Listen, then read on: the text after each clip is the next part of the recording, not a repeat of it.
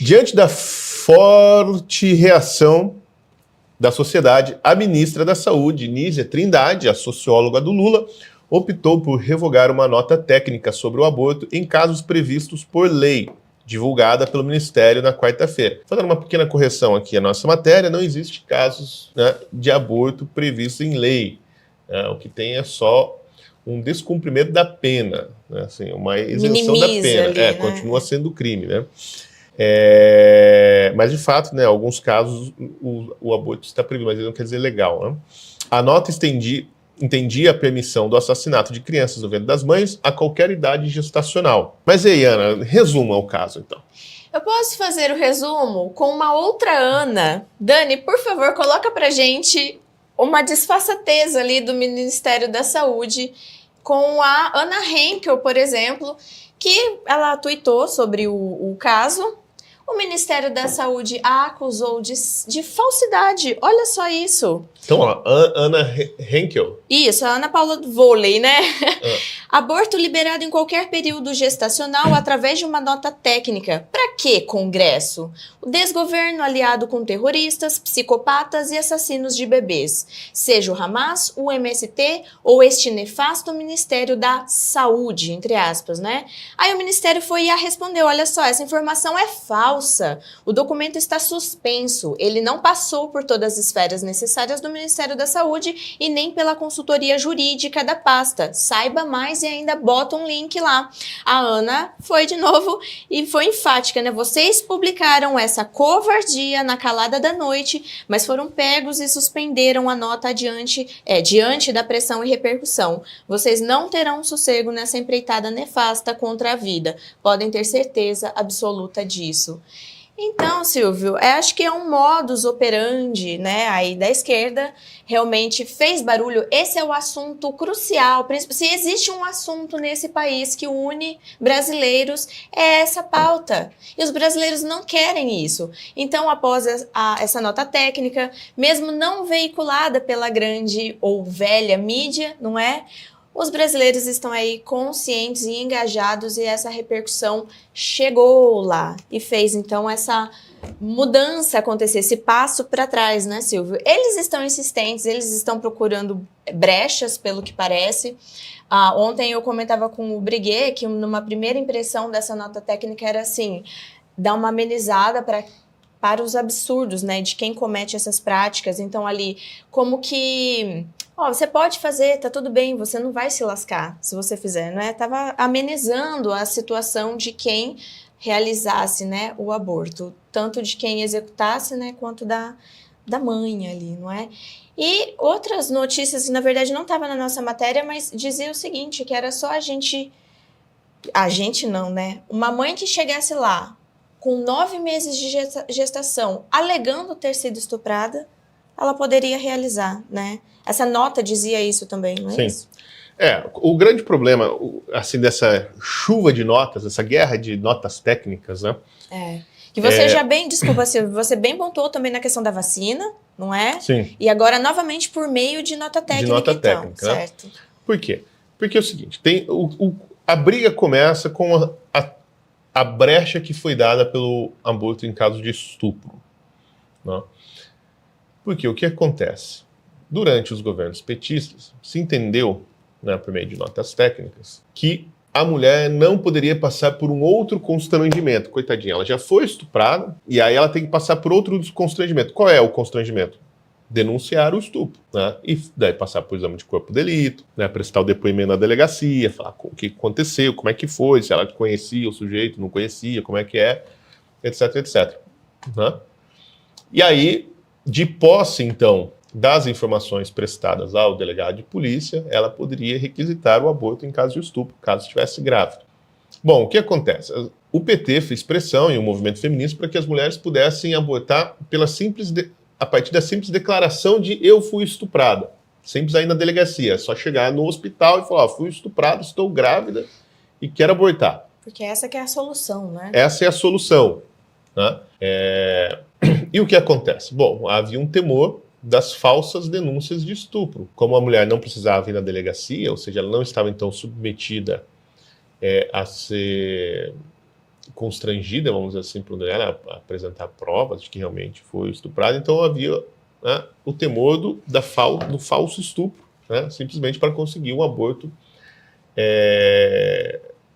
realizado dentro do sistema público de saúde, né, e não sofrer as possíveis sanções legais, né, de um aborto criminoso, vamos dizer assim, né?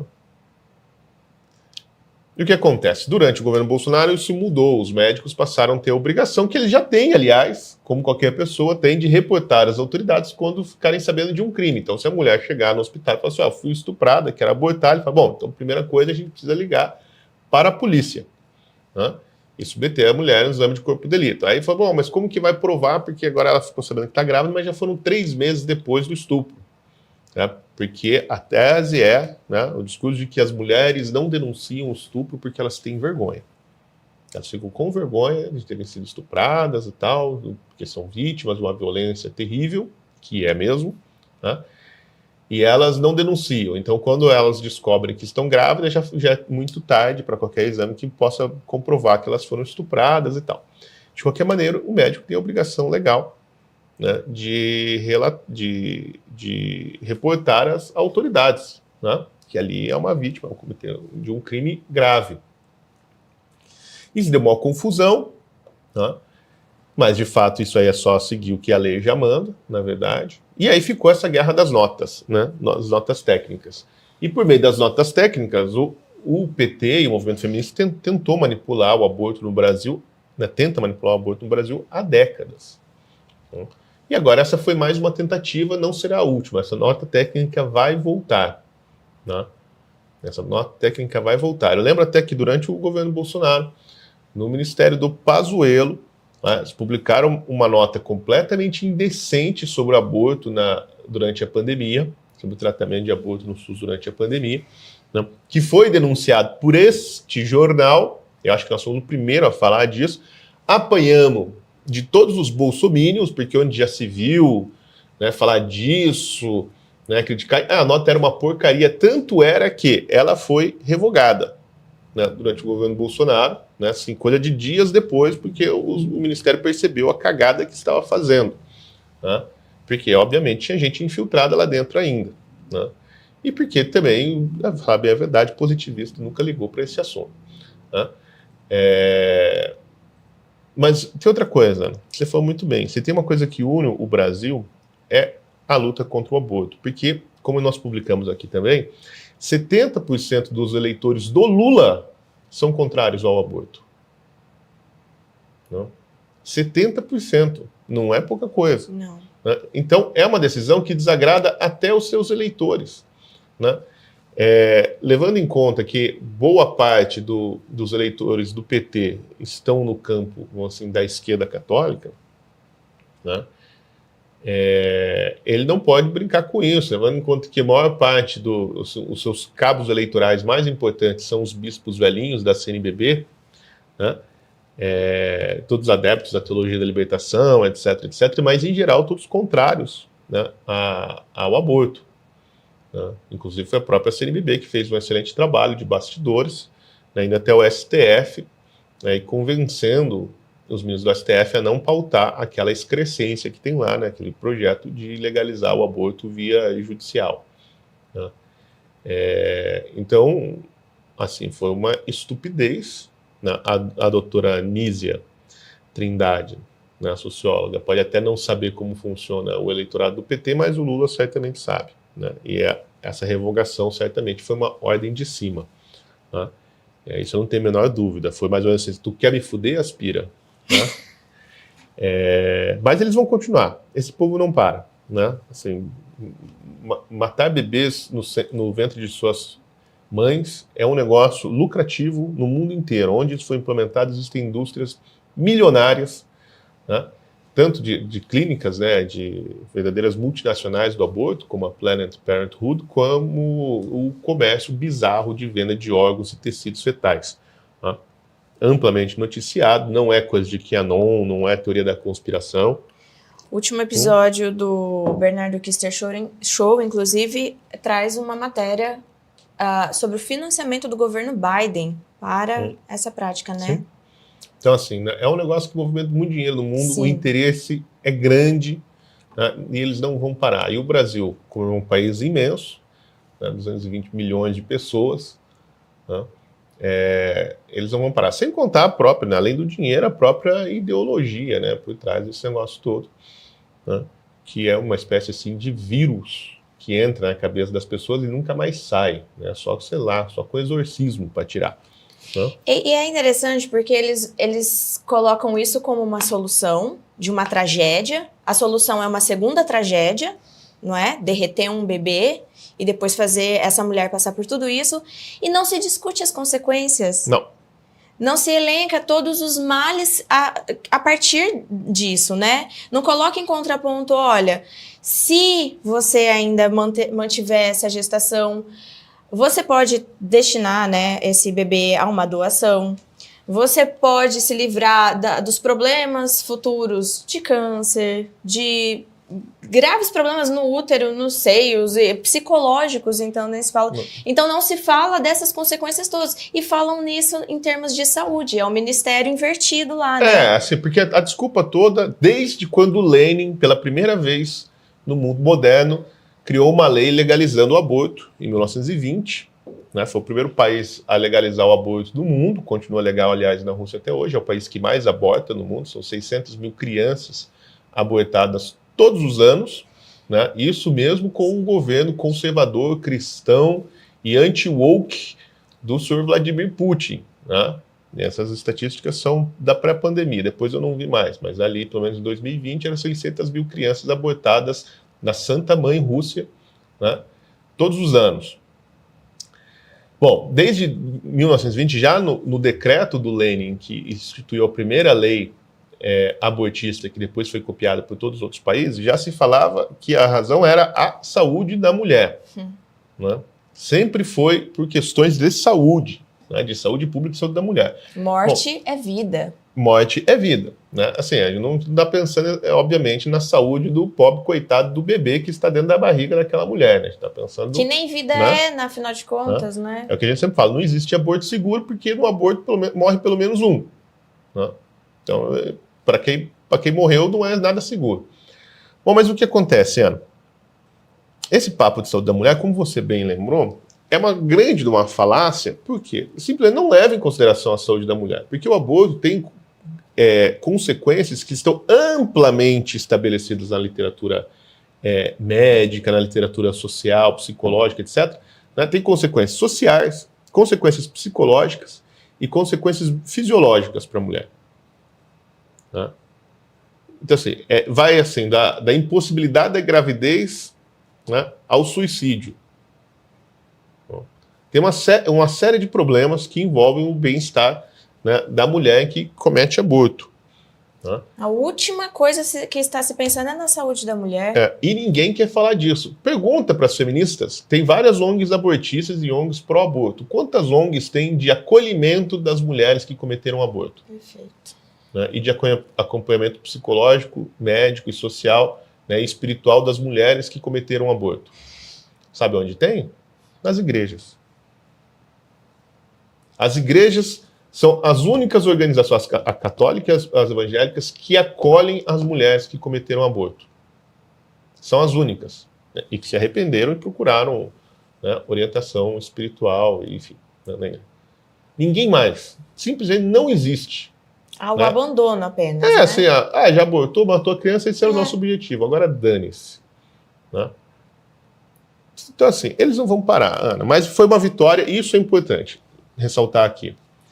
O movimento pró-vida está há pelo menos 4 décadas no Brasil nessa base, no trabalho discreto e de pequenas vitórias. Porque todo mês tem um projeto abortista, né? Ou no Congresso, ou no Ministério, ou no próprio governo, ou no Judiciário, todo mês tem alguma novidade. Né? Eles simplesmente não param. Então a gente nunca vai conseguir uma grande vitória, nem se passar algum dia, né, por algum milagre, o Estatuto do Nascituro, nem assim eles vão parar.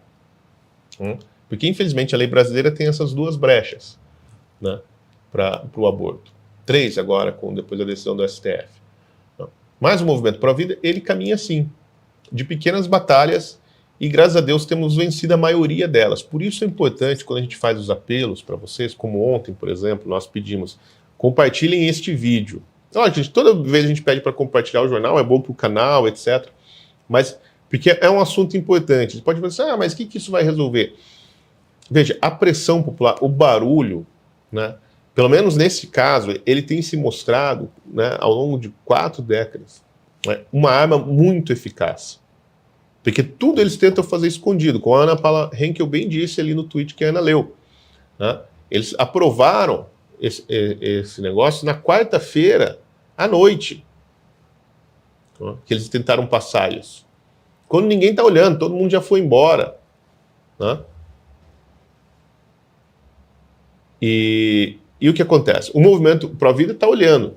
Né? Então, assim, eles querem fazer tudo escondido, e a nossa estratégia é sempre trazer à luz. Por isso que é importante divulgar os casos quando eles são denunciados o máximo possível, tem que espalhar, fazer barulho na rede, né? E ir atrás dos congressistas. Mesmo que nesse caso não tenha sido no Congresso, o Congresso tem o poder de amplificar o barulho. Né? Então, quando o Nicolas fala, o Felipe Barros, Carolina Detone, Bia Kiss, quando esse pessoal fala, né, sobre esse assunto, ele amplifica, e muito, né, o barulho.